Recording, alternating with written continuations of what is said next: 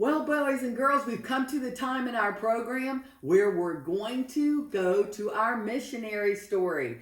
I hope you're excited. I hope you're sitting up straight. We are going to talk about a missionary. And remember, what is a missionary? Someone who gives the gospel. I hope you're giving the gospel in colors. I hope you're telling people that they can know Jesus and go to heaven one day, and Jesus will forgive them of their sins, just like we learned about today with the Bible truth. So I want you to sit up really straight, pay attention, and here goes Miss Hickman. Welcome back, young people, to this week, and Lord willing, this will be our final week of Robert Foster, Missionary to Africa. And last week, I was planning on finishing, but I got so caught up in the story, we weren't able to finish it. So if you weren't with us last week, buckle up, because I'm going to go fast motion and fill you in on what happened. There was a young man named Robert Foster, whose parents were missionaries in Africa as he was a little boy. When he was school age, there was nowhere for him to go to school in Africa, so his family sent him to a school in, started with a C, Canada. You're exactly right. And there he went to school, graduated. By the time he had graduated, there was a big war going on. So all the men had to go to war, so he learned how to do lots of things around the school, and then eventually went and worked at a factory, and the Lord used him in a great way there. He was in a missionary meeting, he was in a church meeting, and a missionary was speaking of a church in Africa who has been praying for a missionary doctor. Because you see, where Robert's family was serving in Africa, there wasn't any doctor close by. There were many people who had passed away of sicknesses that could have been helped if they could have just gone to the doctor. But you see, in Tanzania, it was too far from any hospital, and so there was illnesses that took place and deaths that happened, not because the people were so sick, but simply because they could not get to a hospital. So at this church meeting, this missionary was asking for a missionary doctor, if the Lord would press upon someone's heart to be a missionary doctor. And just then, Robert, or as we called him, Bob, knew that the Lord was calling him to be a missionary doctor. Now, it wasn't going to be an easy road because, you see, Bob did not have much money. And he wasn't wealthy, but he knew that he was supposed to go to college. Before he went to college, he got his fingers caught in a machine and thought he was going to lose his fingers. And he thought, how in the world am I going to be a missionary doctor if I don't have fingers? But, of course, the Lord miraculously spared his fingers. And just another way to prove that this is what the Lord was calling him to do. And did you know that if the Lord calls you to do something, if you are willing to do it, He will make a way? Because our God is faithful. That's what we learned about last week. He is so faithful. And my God is trustworthy. Do you think if He was willing to give you His own precious Son, and He was, He is willing to give you all the things that you need? He will do it because He is trustworthy. Just this week I was thinking, if God is willing to give me His only Son to die on the cross for my sins, don't you think He's willing to give me financial help if I need it? Don't you think He's willing to provide for my food and for my rent and for all of these things? He absolutely is, because He is trustworthy. He proved that to us when He sent His Son to die on the cross. We can trust Him. And Bob had to learn that. We learned about how one day he was going to take his big medical exam for his test, and it cost $50. That would be about $500 in today's money. And he didn't have any money, but he thought, I'm going to wake up and go take that test. So sure enough, he woke up on the test morning, and he started walking to the exam room. On the way, he ran into his mailman, and his mailman gave him an envelope. And of course, inside that envelope was money, and it was just the Lord proving again and again to Bob that He is faithful. Bob later got married and began raising support for he and his wife and his little boy to go serve in Africa. And the Lord provided in a miraculous way. He provided all kinds of tools and equipment for the new hospital. He would have hundreds of people standing outside the door watching him do these operations. But he needed a hospital. The problem was there was no cement in the area. And so sure enough, he began to pray about that. And again, the Lord answered that prayer. Why? Because God is faithful. Say it with me. God is faithful.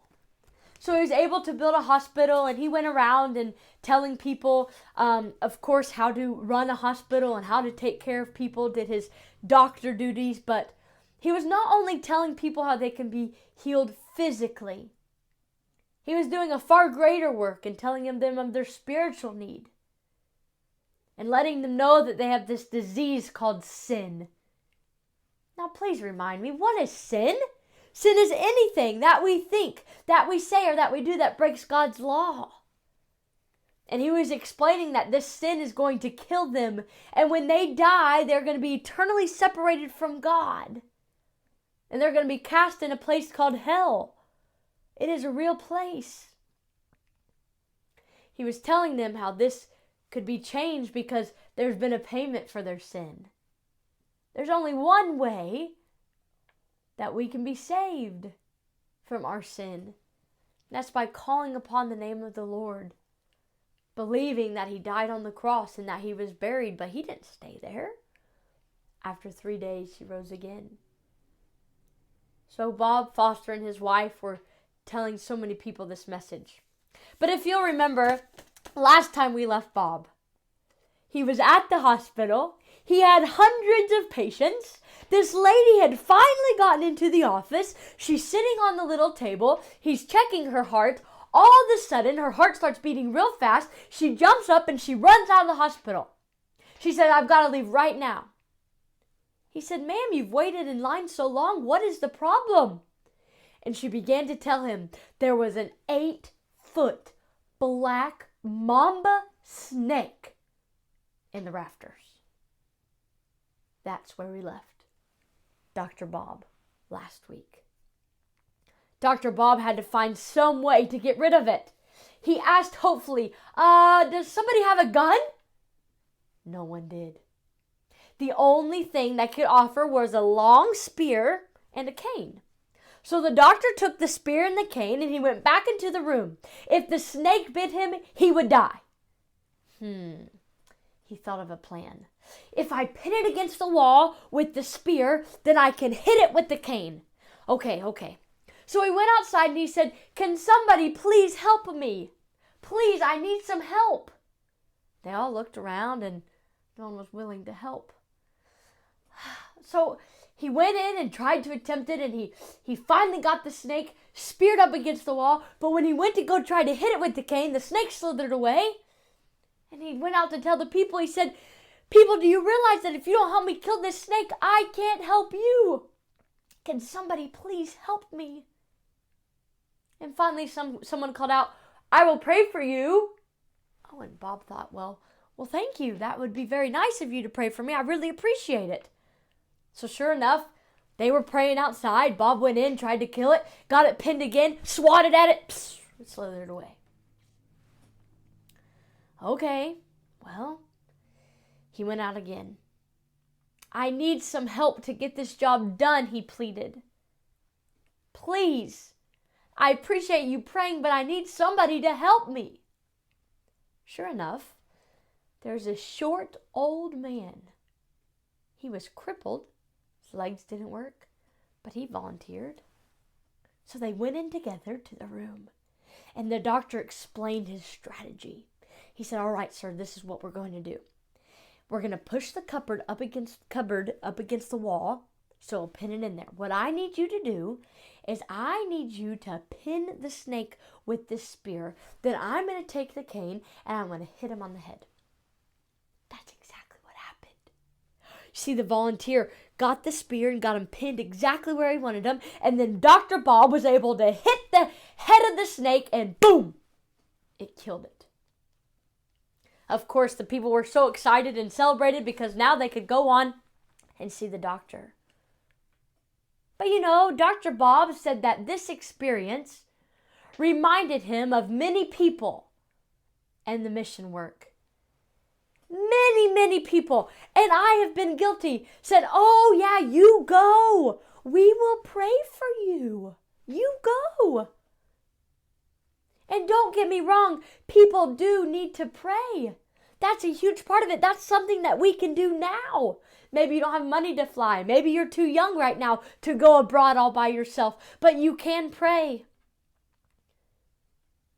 Not only do people need to pray, though, people need to be willing to go. You see, God uses people to answer his prayers. People were praying, and of course, God could have given Dr. Bob the strength to kill that snake by himself. But sometimes the Lord is looking for other people who are willing to go and be that answer to prayer. In this story with the snake, that old man with the crippled legs was God's answer to prayer. You see, the people were trusting God for a miracle, and does he have the capability of doing it? Yes, my God is all powerful. He could have killed that snake without being hit. He's done amazing things, and he's still in the business of doing amazing things. But in that instance, he didn't want to do his power through his own strength. He is so kind to us that he is willing to use people. Omniscient, perfect God is willing to use sinful people to accomplish his work. What a great honor that is. And in this story, he used this crippled old man. That reminds me that you don't have to be smart. You don't have to be rich. God is willing to use you, just like he used this old man. Now listen, God needed someone to go and tell these African people about Jesus. And the Fosters answered that call. There are people all around this world who need to hear about Jesus. And God uses people like you and like me to tell them. Look at the world behind me. Each of those countries represents millions of people that need to know the gospel. You know the gospel. You've been given the opportunity to hear the gospel. I trust that you've responded to the gospel. God needed someone to go to Russia. And because a missionary went, a little girl named Tatiana heard about Jesus at a Christian camp and received Jesus Christ as her Savior.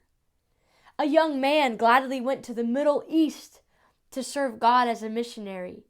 He trained 200 adults to have vacation Bible school, and now hundreds of people come each year to their vacation Bible school.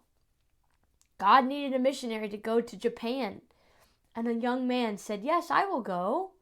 In just one meeting, he taught 35 children and 10 adults. 20 of them believed in Jesus that day. In another meeting, over 100 people came to hear what the missionary had to say about the true and living God. These missionaries and many others not only prayed for missionaries to go and tell other people about Jesus, but they were willing as God led them. So how about you? How about me? If you have believed in Jesus as your Savior, will you pray for God to send missionaries? That's our first job. The first thing I would like to ask you is if you are a Christian. If you're not, take care of that today. If you are a Christian, will you pray for missionaries? That's important. But then secondly, will you be willing to go if God leads you? Will you tell other people about Jesus now where you live? You can pray that God will give you courage to tell your friends and family and neighbors the good news of Jesus Christ. And then he will help you if he leads you and if he calls you to be a missionary around the world someday. So here's what I'm thinking. I'm thinking, yes, I do my part in praying for missionaries. I can do my part in giving money to missionaries. But I need to tell the Lord again today, I'm willing to go. Are you willing to go if the Lord leads you? Now, maybe the Lord won't allow you to travel and go to a different country. He's given you a work to do here. Maybe he's seeing if we'll be faithful to do the work here before he sends us abroad. Think about your day. Do you come in contact with people that do not know the gospel? You can be their little missionary. You don't have to go to Africa to be a missionary. You don't have to go to China to be a missionary. You don't have to go to India to be a missionary. You can be a missionary to the people that you come in contact wherever you live. But let's do our part, young people. I challenge you. If you're not a Christian, take care of that today. If you are a Christian, pray for missionaries. Give to missions work. But also, if you'll take a moment now and tell the Lord you're willing to be the helper, will you be like the crippled man who was willing to be the answer to prayer? Let's do our part this week in fulfilling God's call. I trust that maybe one day the Lord will lead us around the world to spread the gospel to people who have never heard it. Come back next week as we start an exciting new missionary story. I'll see you then. Have a wonderful week. God bless you.